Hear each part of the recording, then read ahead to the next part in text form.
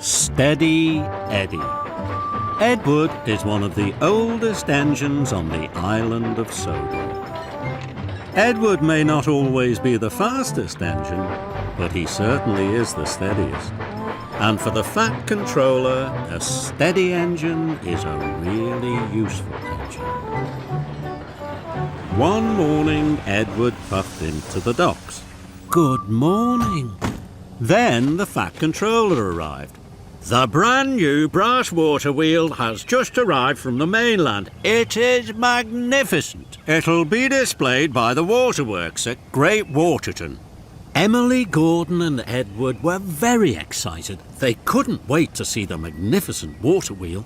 Edward, you will deliver the water wheel to Great Waterton. Edward beamed from buffer to boiler. Gordon and Emily were surprised. I've chosen you, Edward, because you are the steadiest engine. You are to take the express line. It is the smoothest and most direct way to Great Waterton. Gordon gasped. Edward was to use his express line. Cranky lowered the water wheel onto Edward's flatbed. It had a shiny brass rim that shone in the sun. Everyone looked at the magnificent water wheel.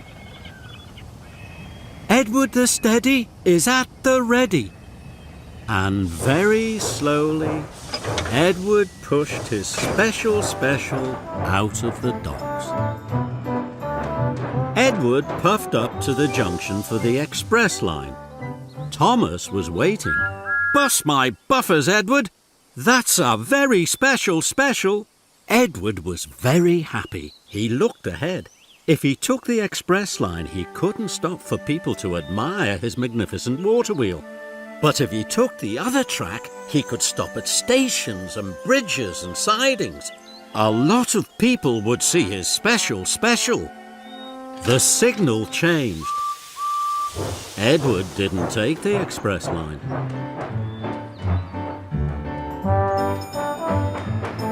Edward was having a wonderful time. He went past stations,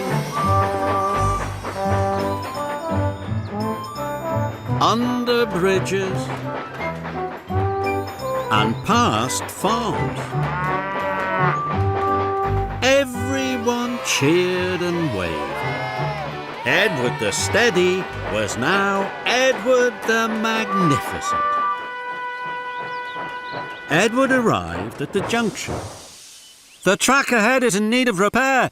But the track ahead led to the school.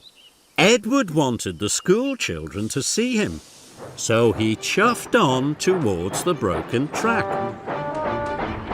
The track was very bumpy and jumpy. The shiny brass edge of the wheel started to cut into the ropes. But Edward didn't know.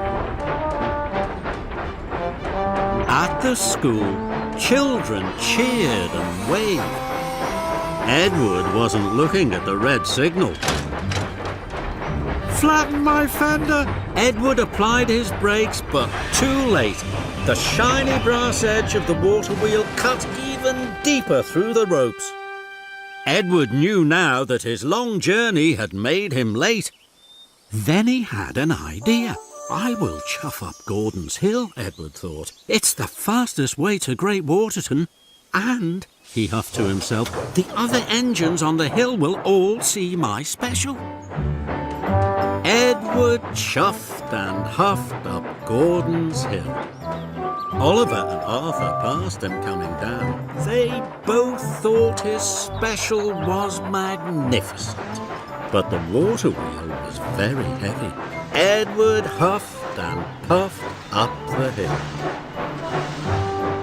At last, he reached the top.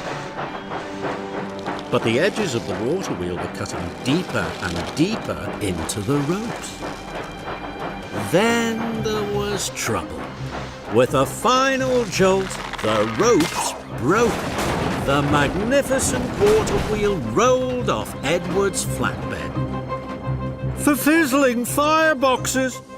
Gordon was further down the hill with flatbeds of scrap iron. The water wheel rolled down the hill it bounced onto Gordon's flatbed. Now Edward's magnificent water wheel was on its way to the smelters.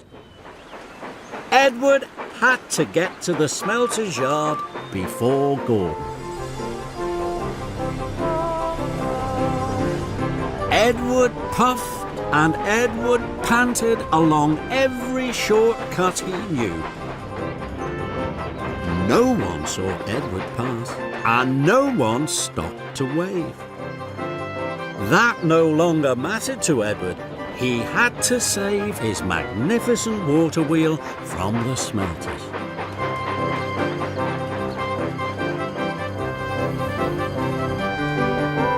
Gordon puffed slowly into the smelter's yard. He pulled up outside the smelting shed. Then suddenly, there was Edward. Gordon was surprised. Edward the Steady had won his race against the fastest engine on Sodor. The magnificent water wheel was once again tied down to Edward's flatbed. Edward the Steady once more at the ready. And his wheels clickety-clacked without a crunch or a crack, or a cheer or a clap along the way. The water wheel was put into place. It looks grand. It looks magnificent. And Edward didn't need anyone else to tell him that his had been a very special.